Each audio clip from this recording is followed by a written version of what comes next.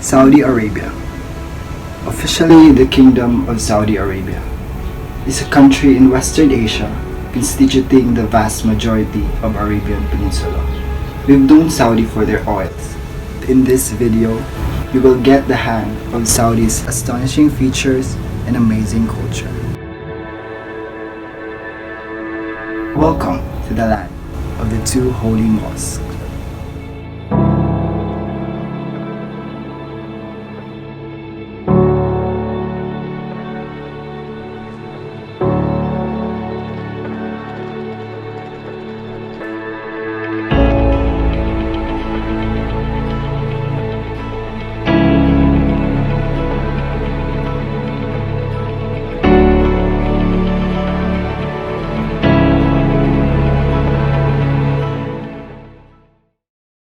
Naharak Said. Today I will be discussing to you the music and arts of Saudi Arabia. So the music of Saudi Arabia both includes Western and traditional music. Music is legal in Saudi Arabia and there is an active music industry. However, there are no formal classes for music because music are not allowed in public schools, and since schools must follow the laws of Islam. So the general attitude for religious people is that music is forbidden, like in malls and stores. They do not have music playing through their speaker in order to not offend religious customers.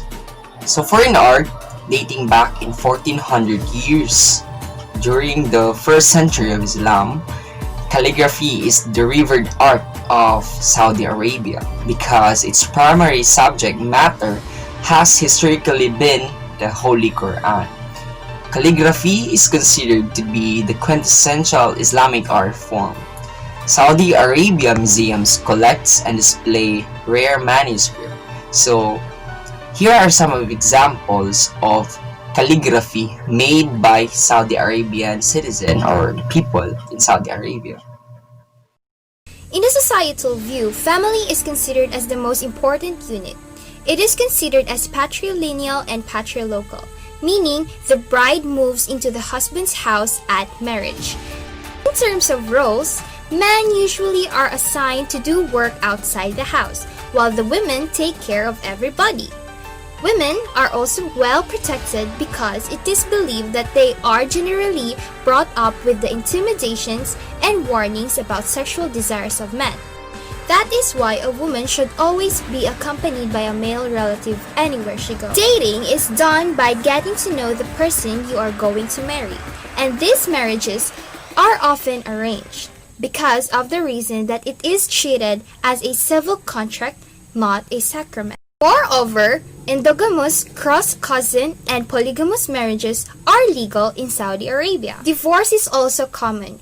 Do you also know that Arabs used to have different sense of time? Clocks are set to midnight at sundown or to the call of Maghrib prayer.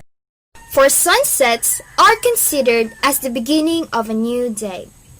Work days also operate in a different way, from Saturday to Wednesday, and sometimes on Thursday, because Friday is respected to be a holy Saudi day. Arabians have an indirect communication style.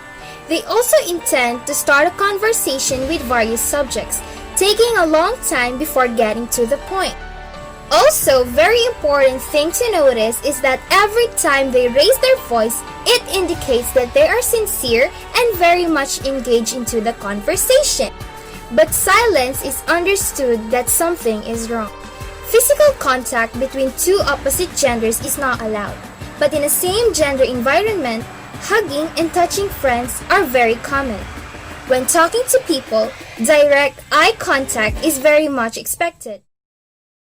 Saudi Arabian people are also family-oriented. Generally, elderly people in Saudi Arabia are taken care of by their children or their relatives as it is their religious duty. Their Ministry of Social Affairs also build home for the elderly that are being abandoned by their families. The Quran orders Muslim men and women to dress modestly. In wearing a hijab, Saudi Arabian women are liberated from the ideas of the world. In wearing a hijab, Women gain a sense of respect and knowledge that they are beautiful treasure waiting to be unveiled. This also allows men to fall in love with women based on who they are and not on what they look like. Men's clothes are also very symbolic. They represent a relationship between men, the earth, the past, and the Islam. Criminal punishments in Saudi Arabia include public beheading, stoning, amputation, and lashing.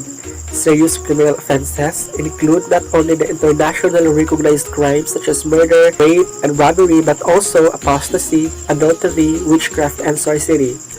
Being a large Muslim country, homosexuality is also punishable by death. If you are a terrorist, please take note of the following points. First, do not wear red on Valentine's Day because it is not considered as an Islamic celebration. Second, be discreet with your significant other. Public display of affection are not acceptable in Saudi Arabia. Also, do not eat, drink, or smoke in public. For women, wear clothing which respects local costumes. Also, be aware of gender segregation. Avoid swimming in public. Gyms and swimming pools are widely segregated in Saudi Arabia, and women are not permitted to use the facilities for men. Also, avoid trying on clothes when shopping. Women are not permitted to disrobe in public, and this includes a dressing door in a store. After touring Saudi Arabia, family ended up here at the edge of the world in Jeddah, Saudi Arabia. As you can see, I'm actually wearing an abaya right now as custom in Saudi Arabia. Although last September 2019, with the country opening its doors to international tourists, dress codes have relaxed and women are no longer required to wear an abaya nor hair cover. Still, as a respect to their culture of their Islamic teaching, both men and women are advised to dress modestly without showing their shoulders or knees or avoiding skin-tight clothing. And you'd still see a lot of Arab men wearing their traditional dress called thobe. Now I want to share with you guys what I learned about the culture of Saudi Arabia. Here's a picture of me with the longest flagpole in the world, 171 meters high behind me. Did you know that the green color of the Saudi Arabia flag represents Islam? And the sword which points to the left in the direction of the script represents the strictness in applying justice. The white inscription written in Tulip script is the Shahada, or the Islamic declaration of faith. There is no God but Allah. Muhammad is the messenger of Allah. Arabic is the official language in the country, as the Holy Quran is also written in Arabic. Nevertheless, English is also widely spoken as it is used in business and commerce and a compulsory second language in schools. I also got to try their food, and I just learned that pork and alcohol are actually banned in the country as it is classified as haram based on Quran. Anything that dies of itself, blood and flesh of swine, and anything unclean is forbidden. Common food items include wheat, rice, lamb, chicken, yogurt, potatoes, seafoods, and dates. Guests are usually served with dates, and their most famous drink, the Arabic coffee from brewed Arabica beans often added with cardamom as a sign of hospitality. I also got to try their national dish called kabsa, which is a mixed rice dish made with meat and veggies and a mixture of spices, which overall is lemony and spicy. Their food stores are usually gender segregated, and there are specific sections for the singles and the married. What I look forward to the most is their 2-long-week celebration, which happens every February. The Janadriya National Festival, which is the largest and liveliest non-religious public gathering to celebrate the country's heritage and culture to enforce a sense of unity. It showcases camel and horse racing, sword dancing, music, poetry, cuisine, and many more. Although their most well-known holiday is a 3-day religious holiday on May, which marks the end of fasting, introspection, and prayer month of Ramadan, when Muhammad initially received revelations of Quran, Eid al-Fitr. Indeed, a religious and conservative country.